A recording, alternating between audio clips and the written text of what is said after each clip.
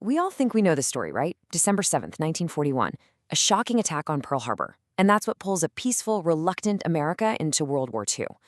But what if that's not the whole story? Today, we're going to dig into the steps America took long before that day, actions that really challenged the whole idea of its neutrality. And this is the question we really have to ask ourselves. Was America actually neutral before the attack on Pearl Harbor? Because, the answer to that simple question completely changes how we look at America's entry into the biggest war in history. I mean, you know the narrative. America, this peaceful giant, just minding its own business, wanting to stay out of everyone else's problems, and then it's suddenly and violently yanked into this massive global fight. It's a really powerful story. But is it the truth? Okay, so let's dive in. We're going to start by looking at the pretty big gap between America's official policy of neutrality and what it was actually doing. Because the actions, well, they tell a very, very different story.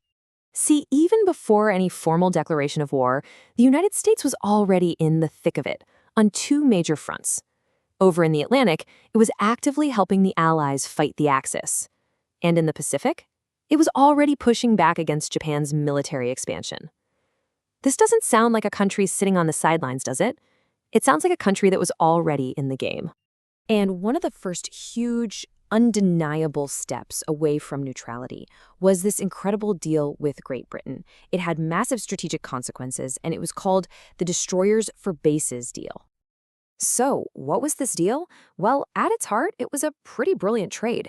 Britain was absolutely desperate for warships to fight off German U-boats, and at the same time, the U.S. wanted to project its military power out into the Atlantic. This deal, well, it gave both of them exactly what they needed. And just look at what was exchanged here. This was no small favor. The U.S. handed over 50 naval destroyers, a total lifeline for a Britain that was fighting for its very survival. And what did the U.S. get in return? 99-year leases on critical naval and air bases. We're not talking about a temporary loan here. This was a long-term, strategic investment in an Allied victory. And just like that, the strategic map for the United States was completely redrawn. Suddenly, you've got a chain of American bases stretching from Newfoundland all the way down to South America. It projected U.S. power way out into the Atlantic and created this crucial defensive shield. But, trading some old ships was just the start. The next move was even bigger. This is when the U.S. basically transformed itself into the primary factory and supplier for the entire Allied war machine. Let's look at Greenland, for example. To make absolutely sure that this huge, strategic island didn't fall into German hands, Denmark basically let the U.S. occupy it. This gave America control over vital sea and air routes in the North Atlantic. Another huge, unneutral move. And then came the big one, the Lend-Lease Act. This policy was a complete game changer. It basically allowed the U.S. to give the Allies billions of dollars worth of war supplies, tanks, planes, you name it, with payment to be sorted out later. As President Roosevelt famously put it, it was like lending your neighbor a garden hose when their house is on fire. And with that, America's whole role in the world shifted. It became known as the Great Arsenal of Democracy, the industrial engine that was powering the Allied war effort. So much for neutrality, right? This was a country that had clearly picked a side. But this partnership wasn't just about military hardware. It was also about shared ideas, about planning what the world would look like after the war. And this is fascinating because officially, America wasn't even in the fight yet. In a secret meeting at sea, Roosevelt and Churchill hammered out something called the Atlantic Charter. It was essentially a blueprint for a post-war world, built on ideas like freedom and global cooperation. I mean, think about that. They were planning for the peace before America had even officially declared war. And everything that was happening out on the world stage was being matched by huge changes back home. The United States was actively getting its own people ready for a war that was starting to feel less like a possibility and more like an inevitability. Now this might be the most telling move of all.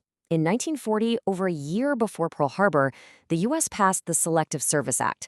This was the first peacetime military draft in the nation's entire history. The government was building a massive army, not for a war that might happen, but for a war they were pretty sure was coming. So let's just recap. You've got the Destroyers for Bases deal, the occupation of Greenland, the Lend-Lease Act, which turned the U.S. into an Allied arsenal, the Atlantic Charter, planning for a post-war world, and a peacetime draft. When you put all those pieces together, these just aren't the actions of a neutral country. This is a nation getting ready for war. And that really brings us to the main takeaway here. By the time the first bombs fell on Pearl Harbor, the United States was already a participant in World War II in every single way that mattered.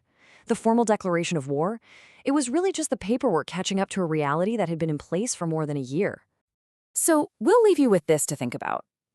If a country is actively helping one side, arming its military, and already making plans for what the world will look like after the fighting stops, can you really say it's at peace? It makes you wonder if a war really begins with the first shot or with the first decision to get involved.